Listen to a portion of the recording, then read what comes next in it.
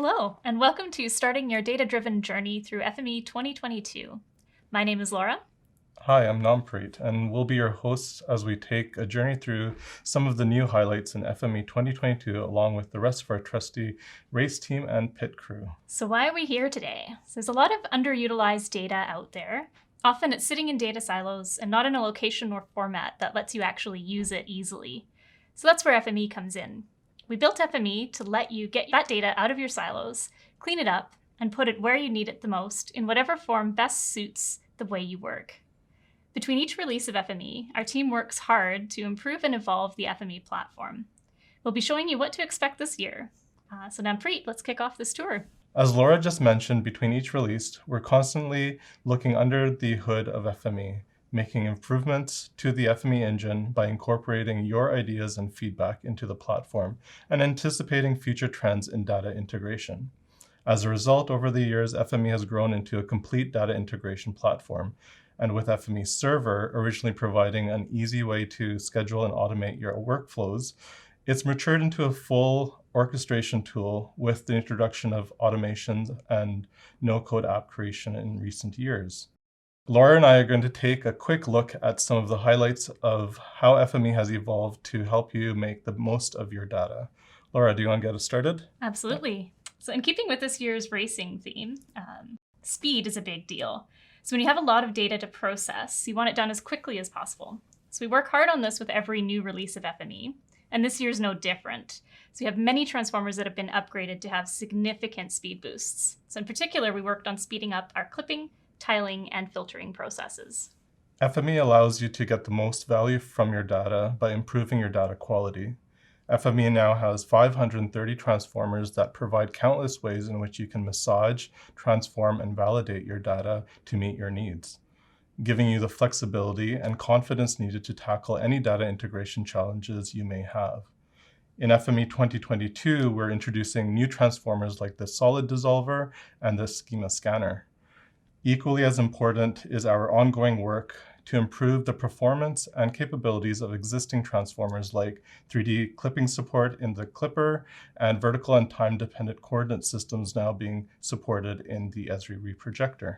And we work hard to continue making all aspects of the FME platform smarter. So over the last few releases, we've made more of FME data aware. So having FME keep track of what's in your data to make creating data-driven processes easier than ever. And we have new features for 2022, including Workspace comparison, server app user identities, and server analytics that we'll see later on in this presentation. FME's connectivity and data reach is broader than it's ever been. Industries are constantly innovating with new and improved data formats and technologies. FME's support for these formats is growing with each release. As a result, FME not only has the best support for spatial data integration, it's used to move data from a large variety of file formats, databases, and web APIs, giving you the power to connect to any number of systems, web services, and platforms. Listed here are a few of the new formats and systems that FME can now connect to as of FME 2022. We now have support for Unfolded's hexagonal format, Spatial Light, CCAN, and OGC certifications for a number of new existing formats. So with greater connectivity, you're better positioned to reach into your data silos and integrate to the rest of your organization's ecosystem. And last, but certainly not least, security. This is another aspect of FME that has been evolving over the years to help ensure your data and passwords stay encrypted and safe. So new this year is support for Saml Authentication for FME Server.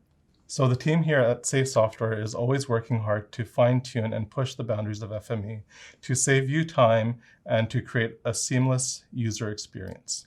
FME 2022 is geared up with the latest shop tools and improvements under the hood.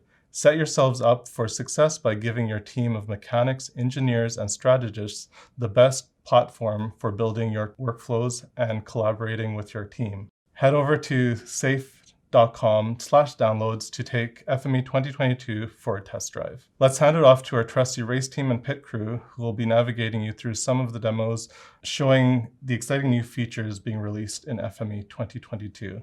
Hey Javita, do you want to get us started? Hello folks, my name is Dravita. I will be your guide for the first loop around the track to introduce you to how FME2022 is going to help you enhance collaboration and workspace sharing, facilitate easier workspace authoring to create a better user experience, as well as help your data integration workflows go even faster.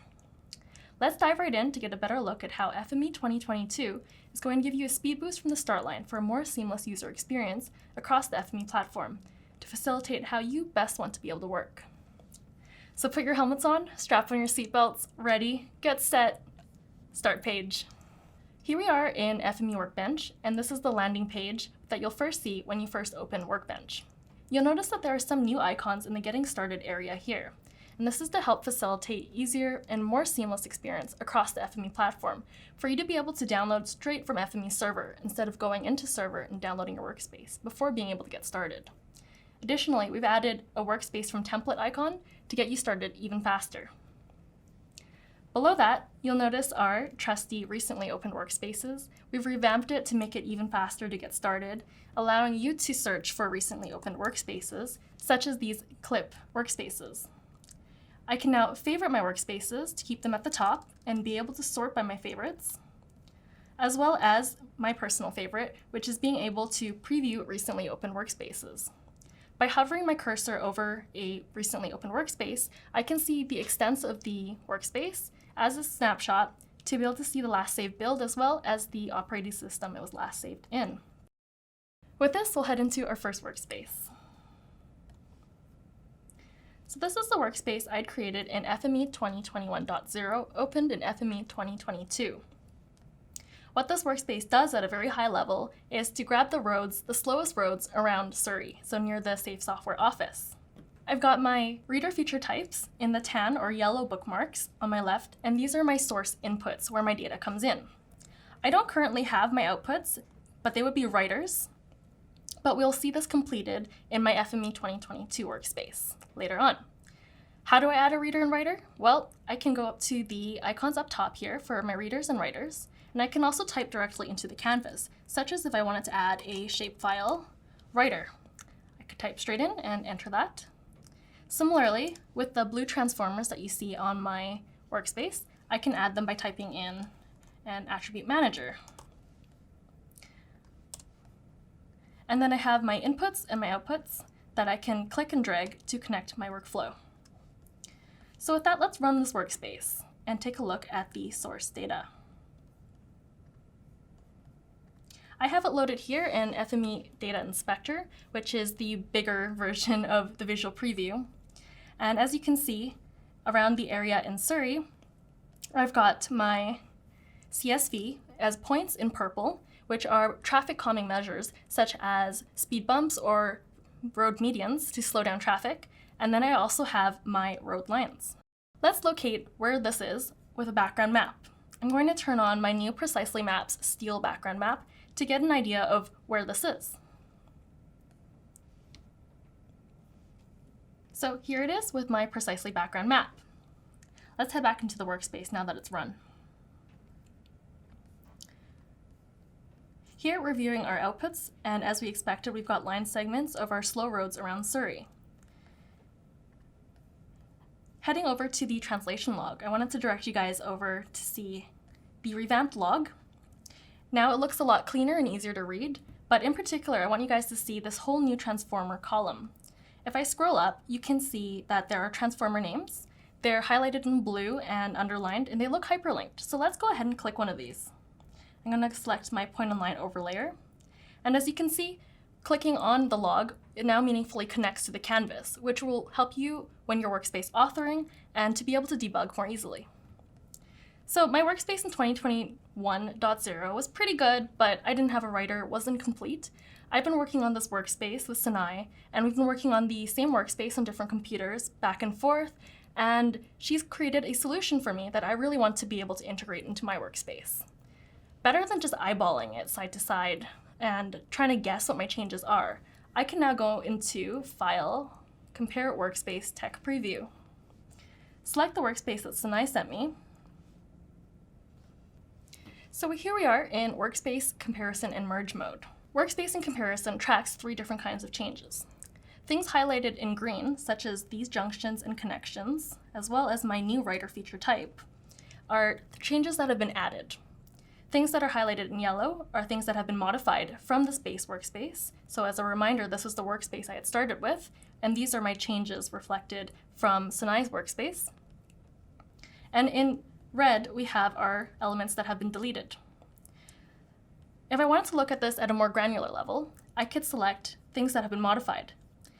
For those of you who noticed that I had an upgradable transformer in FME2021.0, my original workspace, which is the geometry filter, I can open that up to take a look and see that Sinai has updated this transformer for me from version 7 to version 8, with highlights in the dialog to show that things have changed within the dialog.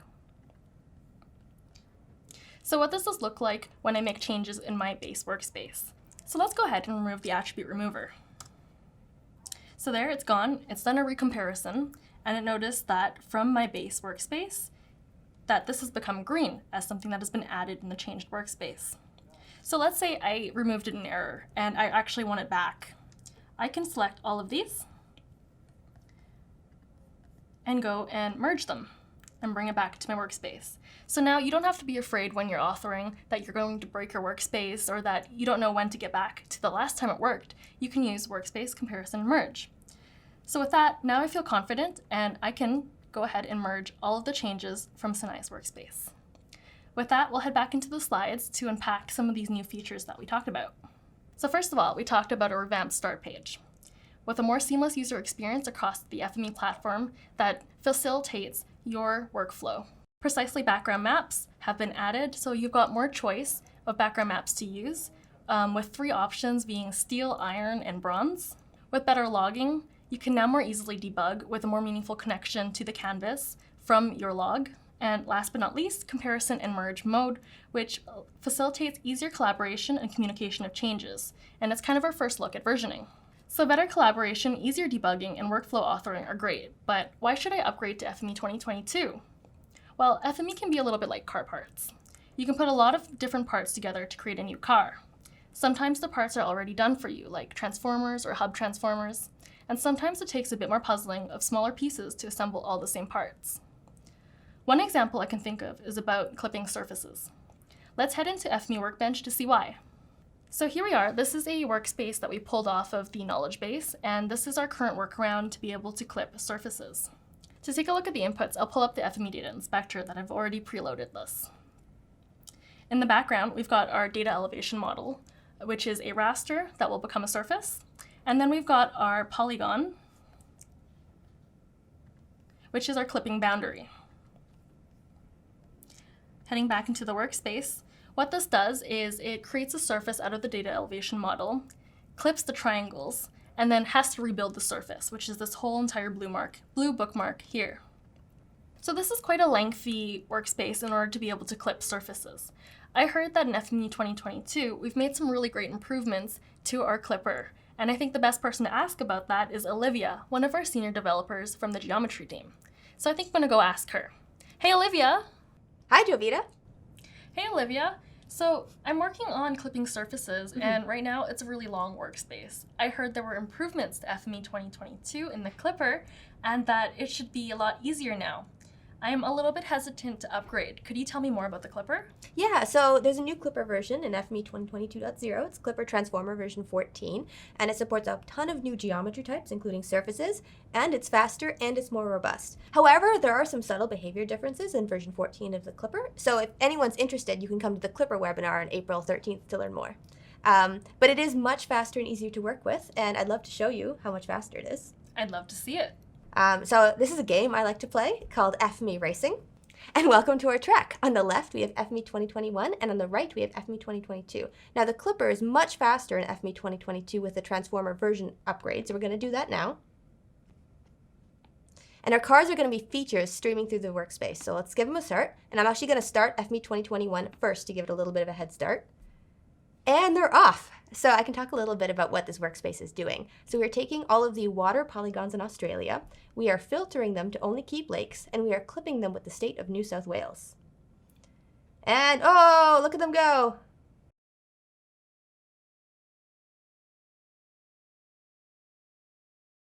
And so FME 2022 is finished in 19.1 seconds, and our polygons are going to come up. So you can see these are all the polygons that are Right Lakes in New South Wales. And if I zoom in over here, you actually see that I'm testing to see which polygons are fully inside New South Wales and which ones are just the parts in New South Wales. So this is a lake that is half inside New South Wales. And going back to our racetrack, you can see that FME 2021 is still going. Now I'm actually not going to let it finish because it takes about 3 minutes, which means that this particular workspace is 9 times faster in FME 2022 with Clipper version 14. That's amazing, Olivia. But do I only get performance gains if I upgrade transformers? What else is faster in FME 2022? Not necessarily, and it really depends on what your translation is doing. So I have a question for you, Dravita. What has no wheels but runs faster than FME 2021? I don't know. FME 2022, of course. So in FME 2022, transformers or translations that filter features may run in 60% less time without needing any transformer upgrades. Processing datasets containing string attributes may run in 25% less time, no transformer upgrades. Using group by may run in 60% less time, again, no transformer upgrades necessary. Using a subset of attributes may run in 35% less time. Clipping geometries, though this would require a transformer upgrade, may run in 97% less time. And tiling geometries, again with a transformer upgrade, may run in 99.995% less time. All right, good luck with your Clipper workspace, and let me know if you need anything else. So after seeing FME Racing with Olivia, I'm convinced I need to update my Clipper transformer. So this is the output of my original workspace to clip my surface. And now I know I can do the same thing by removing all of this in the blue bookmark. I can replace my surface modeler with a tin generator because I no longer need triangles that I have to rebuild later. Connect my ports. And a different way to upgrade your transformers is if you look into the navigator, there's this section called Upgradeable Transformers. You can expand that, select the transformer you want to upgrade, and hit right-click and Upgrade Transformer. I've checked out this dialog, and I'd like to accept these changes. And there it is, it's upgraded. We'll connect a inspector to our inside port, and we'll run this workspace.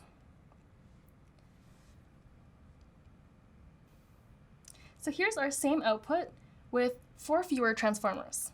So this goes to show what upgrading certain transformers can do for you. Do keep in mind that there are subtle changes sometimes, especially across many versions, say from 2015 to today. So be sure to test bit by bit when upgrading to ensure that the upgrade works in your existing workflows. But in my opinion, it is so worth it for the new functionality and the huge performance gains it provides. Here's a recap of the same workspace in comparison mode. In particular, the red boxes highlight what has been deleted from the original workspace. And this next image highlights how simple it is to do more with less, which allows you to get your work done even faster. Now I'll pass the presentation over to Laura. Thanks, Dravita. And now I'd like to introduce Sinai, who will be showing us some more new features for managing users and data on an enterprise level. She'll be getting into more about Workbench, and we'll be showing what's new in FME Server too. Thanks, Laura. One of the things I think we can all agree on is that we love good data around here. Good data is like a dependable car, bike, or maybe your favorite bus route. It's reliable and it's going to get you where you need to be when you need to be there. And ideally, you don't even have to think about it. No matter how much traffic and noise there is, you can just sit back, enjoy the ride, and focus on more important things. If this is the future of data, then I'm here for it. And that's why I was thrilled to see that we have a host of new features for the enterprise level user. The features in my next demos are all about managing data and making it accessible to users. To kick off, a couple of these new features include the CCAN connector and CCAN reader writer. And if you're wondering what CCAN is, it's one of the best platforms for centralizing and managing datasets on the web. And many folks around the world rely on it daily for sharing critical information. They might be managing tens of thousands of datasets, all coming from different sources, formats, schemas, like a big interstate freeway. Our CCAN connector allows you to create, manage, and download datasets and resources from your CCAN server. So here I could create a new dataset to contain all of my FME 2022 demos. Our CCAN reader writer allows you to write features directly to the CCAN data store. So here I can read in a CSV and write it to our data store row by row. So once I click run, we're now writing all of these rows from our CSV up to our CCAN server. Let's go check it out. So now here on our CCAN server, we're going to have a new resource if I refresh. Here's our Fleet Sheet Management CSV that we just wrote from our workspace. Here we can see it's a fleet management table containing information about fleet vehicles. So what if we need our fleet drivers to be able to update this resource and keep it current? Maybe they can just email us a CSV once a week, once a day, and then we can update it. That's an option, albeit time consuming. Instead, let's put FME in the driver's seat and use a few new features from 2022 to validate their CSV data as it comes in and keep this CCAN resource up to date. Then we can leverage FME servers to make it a hands-off self-serve workflow. In this workspace, I'm using the new CCAN reader to pull in that fleet dataset from our resource. And to get our updates, we can also read in the driver's CSV. Ideally, all of the columns and data types are perfectly matched in their CSV, so we can update those in our resource. But as we can see, this isn't always the case. Sometimes fields, columns, or data types change.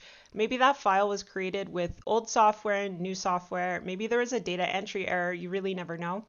But when that happens, it's called Schema Drift, and it's a roadblock on our way to good data.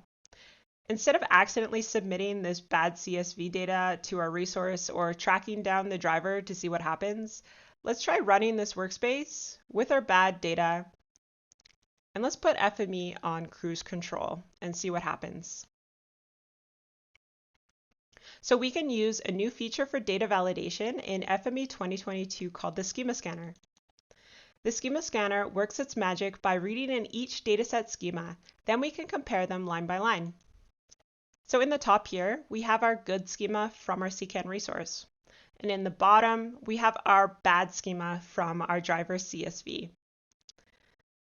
In addition to Schema Drift, the Schema Scanner is going to be a really powerful tool for building dynamic workflows. So if you don't know what your datasets look like before runtime, use the Schema Scanner to find out for you. But in this workflow, once we know the schemas, we can use this feature joiner to see where they match and where they don't. So in our joined port here, this is where our columns match. These are the good parts of our driver's CSV. But in the unjoined columns, unjoined ports, we're going to see the columns that either are extra or maybe they aren't there. Either way, our workspace has flagged this as a bad schema, and we can deal with that accordingly. So in this case, we're just going to create a message for our driver, for our end user, saying that their CSV is invalid, or maybe go back and check your column names, anything that we like. But what if they submit a CSV with a good schema? All that data, it looks correct, and we can update our CCAN resource. Well, in our good schema workflow, we can check to see if it's been flagged as a bad schema, but if it hasn't, we can use our new CCAN writer to update our CCAN resource row by row. The CCAN writer can perform these operations on any data store resource, and like many other databases, we can use a feature operation to do so. So the update operation in this case would update our CCAN table containing our fleet information on any of the existing rows. But I can tell you from experience that this workspace would fail if there were any rows that didn't match this primary key in our destination table. So this might be if there's a new vehicle added to our fleet, and that's a new row in our CSV. To cover all of our bases, we can take another 2022 feature and use it to perform multiple database operations in one go.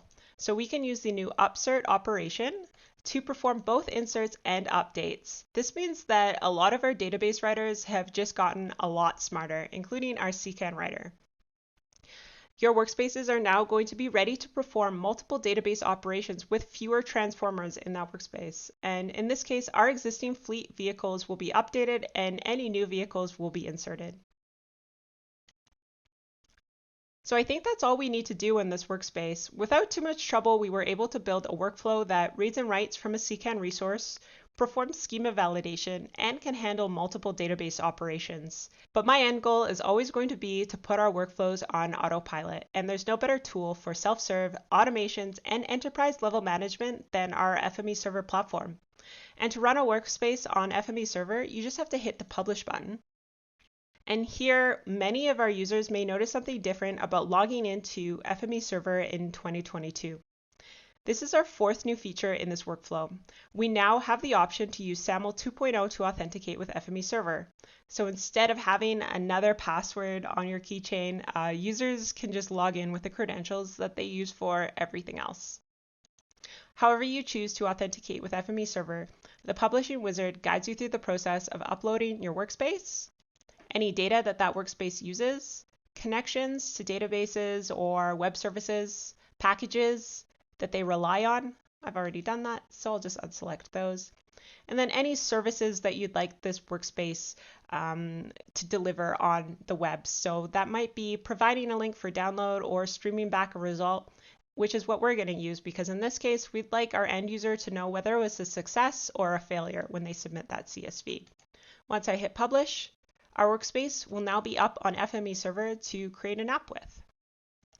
The ability to create self-serve workflows is cornerstone to FME Server, and FME Server apps are one of the best ways to do that. We can create a custom web application that allows our end users to run a workspace. We can give it a name, a title, and a description, so maybe some instructions for our drivers.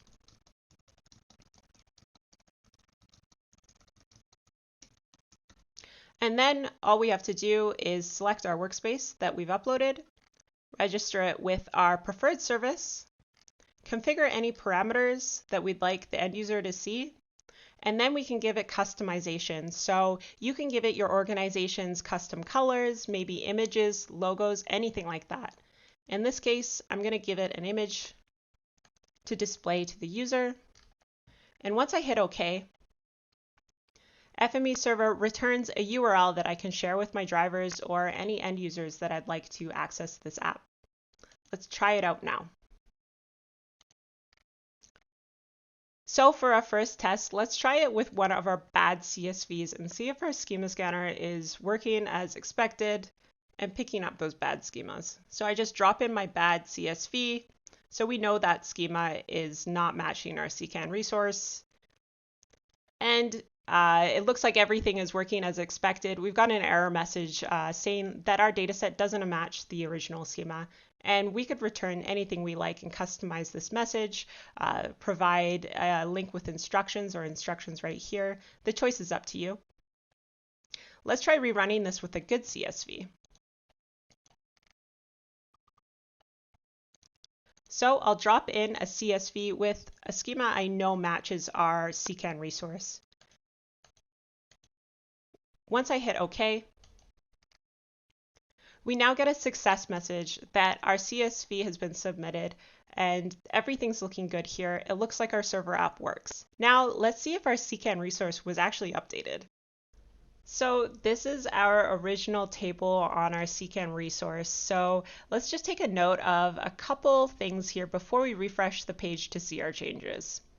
In total, we have 5 vehicles in our table. We also have some notes about each vehicle. So we can see on our vehicle number 1, a Ford 150, the FME lizard is reporting an odd rattling noise on hills.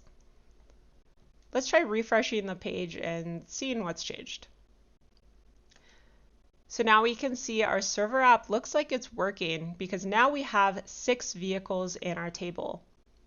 We have an additional vehicle here at the bottom, a Volkswagen Jetta.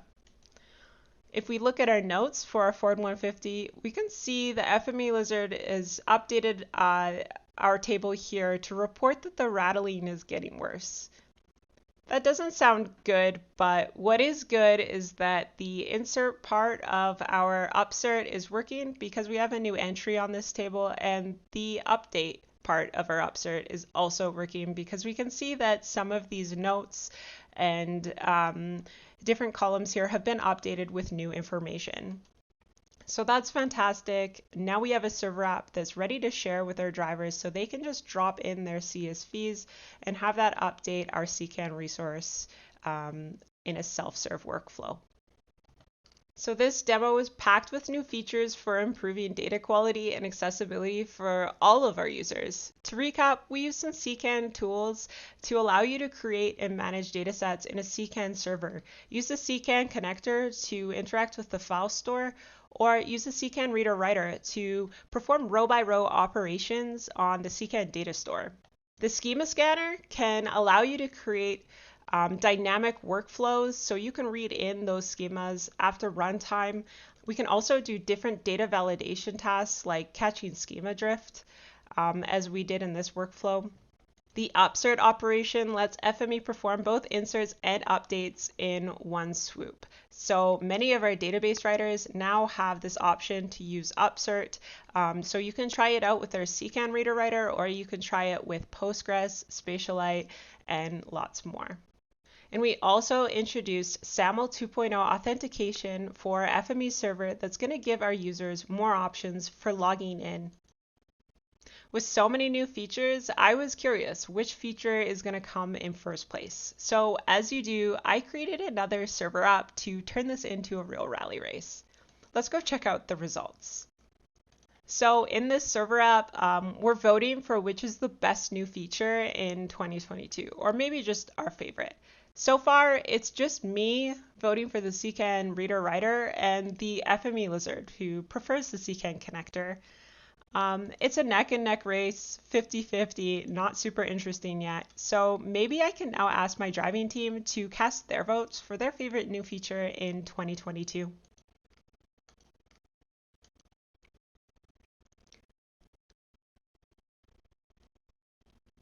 Fantastic. Thank you so much for voting. I'm super excited to see what our race is at. But before we go look at our results on our server app, let's imagine that I'm a server administrator. How can I quickly tell who's voted on my app without continuously loading that data set? Well, I've got another new feature for FME2022 that can do just that. From our jobs page, we can now see who and when is running my Workspace app and any other workspace run on FME server. So in the ran by column, we can see my driving team have each run this new features Workspace app. We could also see other information about that job. So I can choose to display what kind of resources that job is using. I can choose to display timestamps, anything about that job that might be interesting. But now that my team has casted their votes, let's go look at the results now. It looks like we have a few new entries for favorite new features in 2022. If I look at some of these points on the map, we can see that Laura has voted for the upsert function, and we can also see Nampreet has voted for visual workspace comparisons. So that's diffing and merging, which we saw earlier with Jovita. It's still looking like a neck and neck race with one vote for each respective feature here. Maybe we can ask the audience now to vote for their favorite new feature in 2022. We'll share the link to this server app in the chat. But let's say you all decide to run this server app at once, and like a traffic jam, our server starts to move real slow. So maybe there's thousands and thousands of jobs being submitted each second. How can I get a bird's eye view of what's happening on my FME server and plan for that in the future? Server Analytics is my last new feature for 2022 that I'm going to share today, but it's a really cool one. Here we can see a dynamic chart that views the activity on our server over time. And I'm using the month time window to see exactly where we started Server Analytics on this server, and we can see our job average throughout each day of that month.